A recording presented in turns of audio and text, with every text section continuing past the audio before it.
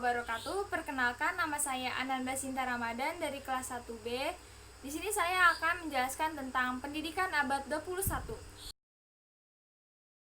Pendidikan abad 21 merupakan pendidikan yang harus disiapkan pada generasi abad 21 karena kecepatan teknologi dan informasi yang begitu cepat. Pendidikan abad 21 sendiri merupakan pendidikan yang mengintegritaskan kemampuan literasi, kecakapan pengetahuan, keterampilan, dan sikap, serta penguasaan terhadap teknologi.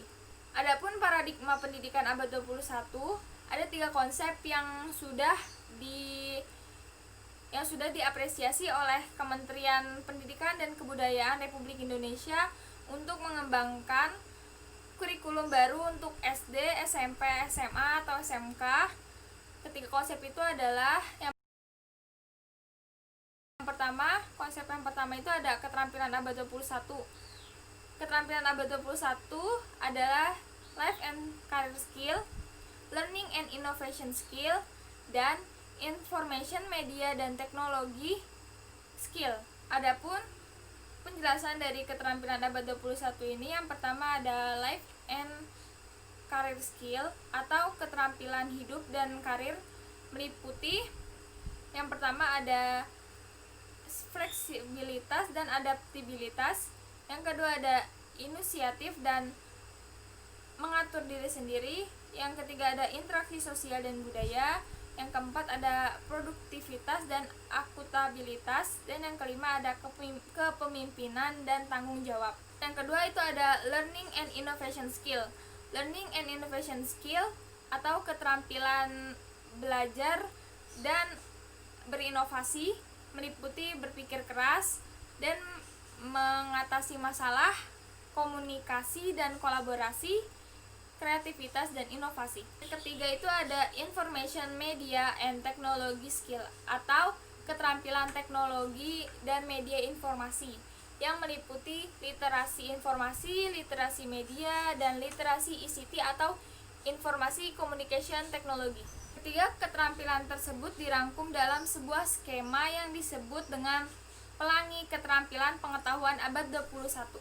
Konsep yang kedua adalah pendekatan saintifik. Pendekatan saintifik diadaptasi dari konsep innovation DNA yang menyatakan bahwa seseorang memiliki associating, questioning, observing, networking, experimenting. Pertama ada associating. Associating merupakan kemampuan untuk menghubungkan sesuatu yang kelihatannya tidak memiliki keterhubungan masalah. Pernyataan atau gagasan dari berbagai aspek yang berbeda merupakan pusat dari DNA inovator. Yang kedua ada questioning. Questioning merupakan kemampuan untuk bertanya tentang suatu hal yang berkaitan dengan banyak masalah yang relevan dengan desain. Yang ketiga ada observing. Observing adalah melihat atau mengamati sekeliling dengan teliti, termasuk diantaranya teman, keluarga, lingkungan, dan masyarakat. Mereka juga melihat perkembangan teknologi, sekolah, kota, dan sebagainya. Yang keempat ada networking. Networking adalah menemukan sesuatu yang baru, mengujinya melalui jejaring yang berbeda, baik individual atau kelompok yang memiliki latar belakang yang berbeda. Yang kelima ada experimenting. Experimenting merupakan mengeksplor dunia secara intelektual dan secara praktik, menemukan dan menguji hipotesisnya secara berkelanjutan. Konsep ketiga adalah penilaian autentik. Penilaian autentik merupakan salah satu elemen perubahan yang ada pada kurikulum 2013. Istilah autentik merupakan persamaan kata dari asli, nyata, atau valid. Penilaian autentik digunakan pada pembelajaran dengan pendekatan saintifik.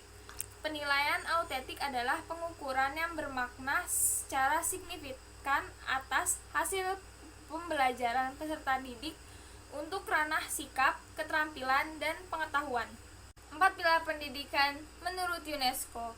Keberhasilan pendidikan abad 21 diukur dari 4 pilar dalam rangka pelaksanaan pendidikan untuk masa sekarang dan masa depan, yang diorientasikan pada pencapaian ranah kognitif, efektif, psikomotorik, yakni learning to know, learning to do, learning to be, and learning to live together.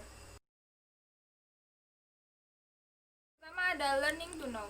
Learning to know diarahkan pada siswa agar mereka memiliki pengetahuan fleksibel, adaptable, value add, dan siap memakai ilmu yang didapatnya.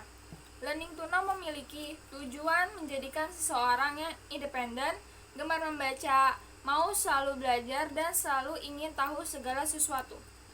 Yang kedua ada learning to do. Learning to do erat dikaitkan dengan learning to know, karena pengetahuan melandasi suatu perbuatan. Learning to do adalah bentuk aktualisasi dari materi yang didapatnya. Hal ini ditujukan agar siswa senantiasa melakukan dan berlatih keterampilan untuk keprofesionalisan dalam bekerja. Yang ketiga ada learning to be. Learning to be dapat diartikan juga sebagai proses pemahaman terhadap kebutuhan dan jati diri.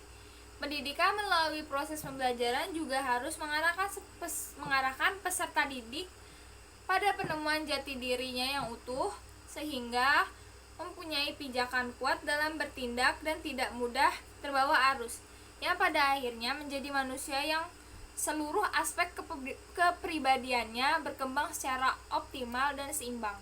Dan yang keempat ada learning to live together. Learning to live together adalah belajar untuk bekerja sama.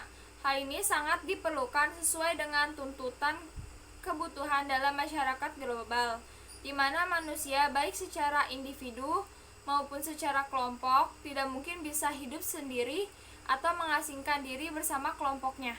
Sekian penjelasan tentang pendidikan abad 21 dari saya. Wassalamualaikum warahmatullahi wabarakatuh.